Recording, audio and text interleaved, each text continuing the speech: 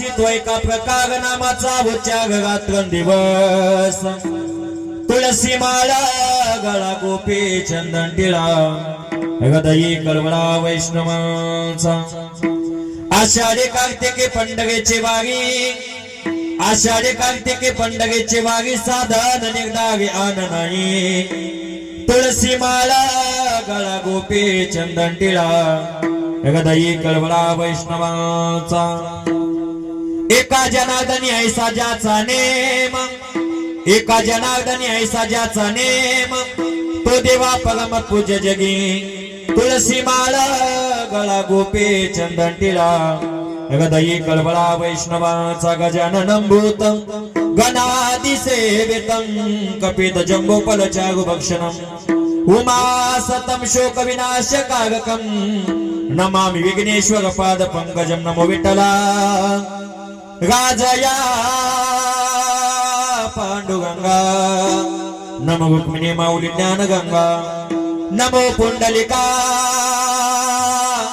नमो चंद्रभागा नमस्कार माझा रुक्मिणी पांडुरंगा पांडुरंगा करू प्रथम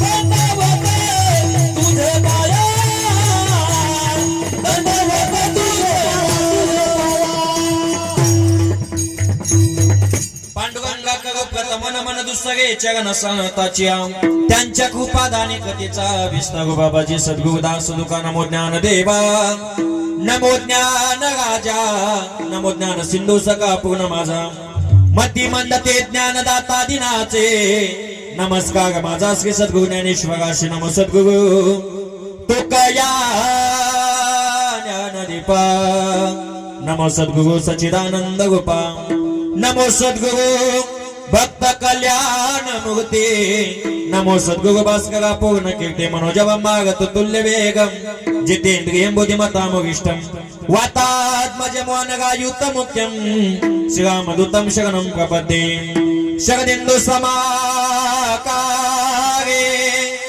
परब्रह्म स्वरूपिणे वासरास पेट निलये सरस्वती नमोस्तुते विठ्ठल विठ्ठल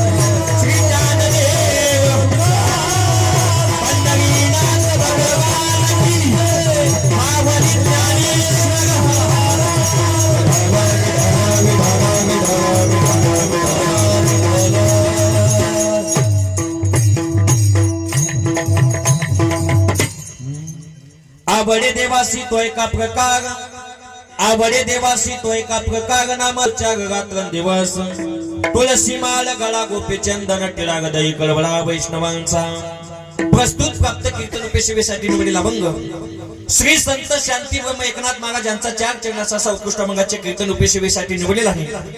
आजच्या अभंगामधून नाथ बाबा तुम्हा आम्हाला देवाची आवड प्रतिपादन करतात। या नगद्यामध्ये जन्माला आल्याच्या नंतर प्रत्येक मानवानं परमार्थ केला पाहिजे, पण देवाच्या आवडीचा परमार्थ केला पाहिजे। पण नेमकं देवाला काय आवडतं सांगणारे सुद्धा कोणतरी पाहिजे।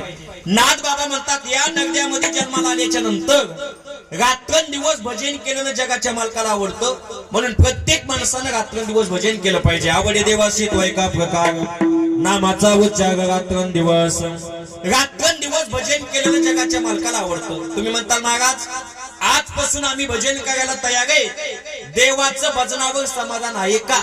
नाथ बाबा म्हणतात देवाचं भजनावर समाधान नाही। भजन करत असताना काय करा? तुळशी माळ गळा गोपी चंदन टिळा हृदयी कळवळा वैष्णवांचा। भजन करत असताना कमी करा बोलता भजन करत असताना गळ्यामध्ये पवित्र तुळशीची माळ घाला, कपाळाला गोपी चंदन टिळा लावा आणि हृदयामध्ये वैष्णवाविषयी कळवळा। तुम्ही म्हणताल बाबा आजपासून मुखामध्ये नाम, गळ्यामध्ये पवित्र तुळशीची माळ, कपाळाला गोपीचंदन टिळा आणि हृदयामध्ये वैष्णवाविषयी कळवळा, एवढा परमार्थ आम्ही करायला तयार आहे। एवढ्यावर तरी देवाचं समाधान आहे का? नाथ बाबा म्हणतात एवढ्यावर सुद्धा समाधान नाही। हे करत असताना काय करा? आषाढी कार्तिके पंढरीची वारी साधन निर्धार्यान नाही, तुळशी माळा गळा गोपी चंदन टिळा हृदयी कळवळा वैष्णवांचा। भजन करत असताना आषाढी कार्तिक वारी करा, याच्या व्यतिरिक्त दुसरी साधना नाही। 3 चरणामध्ये जी साधना सांगितली तुम्ही आम्ही जर केली बाबा, लोक जेवढं देवाला पूजत नाहीत तेवढं तुला पूजतील। एका जनार्दनी ऐसा ज्याचा नेम, एका जनार्दनी ऐसा ज्याचा नेम, तो देवा परम पूज्य जगी। तुळशी माळ गळा गोपी चंदन टिळा हृदयी कळवळा वैष्णवांचा। विढारा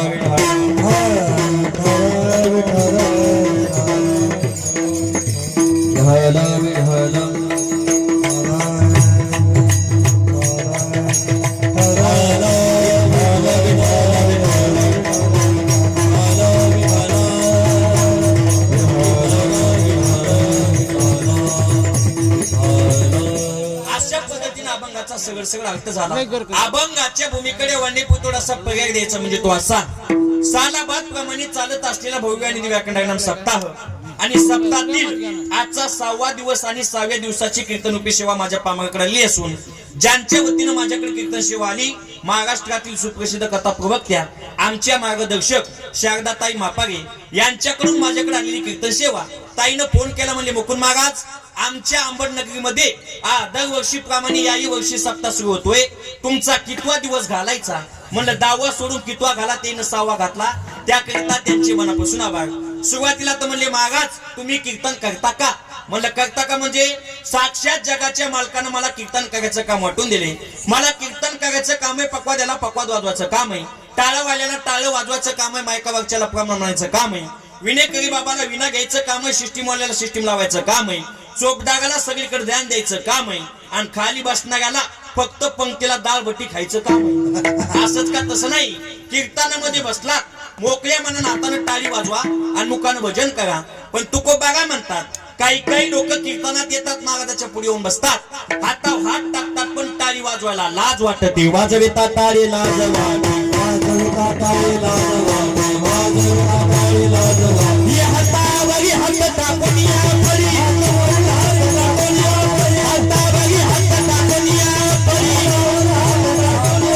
वाजविता टाळी लाज वाटे,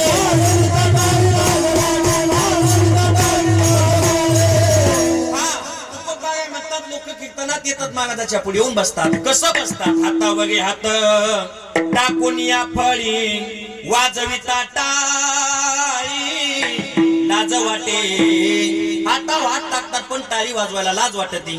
आता खरं सांगा, साला लाज वाटली पाहिजे, पण कुठं बस तू काही तडा पप्प्याची माय सगळ्या गावात या हाती, पण सकाराम तात्या काही सापडत नाही। अशा जागेवर लोक पत्ती खेळायला जातात। तिकडे जाताना लाज वाटली पाहिजे, दारू प्यायला जाताना लाज वाटली पाहिजे, आणि मटका लावायला जाताना लाज वाटली पाहिजे. पण तिकडे वाटत नाही. वाजविता टाळी लाज वाटे. पण मी या मताचा माणूस आहे बाबा. पाहुण्यानं च्याच्या गोटाला, बाईनं कुकाच्या बोटाला, आणि महाराजानं पाकिटातल्या नोटाला अजिबात लाजायचं नाही. असं टेन्शन फ्री राहिलं पाहिजे. सुंदर कार्यक्रमाचं आयोजन आहे आणि 6व्या दिवसाची कीर्तनुकी सेवा माझ्या पामाकडे आली. या कीर्तनामध्ये ज्यांच्या हात मृदंगाचे साथे महाराष्ट्रातील सुप्रसिद्ध मृदंगाचार्य, आमचे जीवलग मित्र, आमचे नावकरी मुकुंद दादा काटे, एकदा त्यांचा टाळी वाजवा. त्यांचे सुद्धा मनापासून आभार. तशी ज्यांची आज गायनाची साथे महाराष्ट्रातील सुप्रसिद्ध गायनाचार्य शरद महाराज काळे, एकदा त्यांचा टाळी वाजवा. तसेच महाराष्ट्रातील सुप्रसिद्ध गायनाचार्य दीपक महाराज मते, एकदा त्यांच्यासाठी टाळी वाजवा. तसेच महाराष्ट्रातील सुप्रसिद्ध गायनाचार्य मुळे बाबा, तुमचे सुद्धा मनापासून आभार. सर्वजण संस्थेतील विद्यार्थिनी, एकदा सगळ्यासाठी टाळी वाजवा. तसेच जे आमचे शूट करतायत आमचे मार्गदर्शक रामेश्वर महाराज, एकदा त्यांच्यासाठी टाळी वाजवा. त्यांचे सुद्धा मनापासून आभार. गोल्ड साऊंड सिस्टीम, तुम्हाला सुद्धा धन्यवाद. फक्त शेवटपर्यंत रिवर्स गेट टाकू नका म्हणजे बस झालं विडा.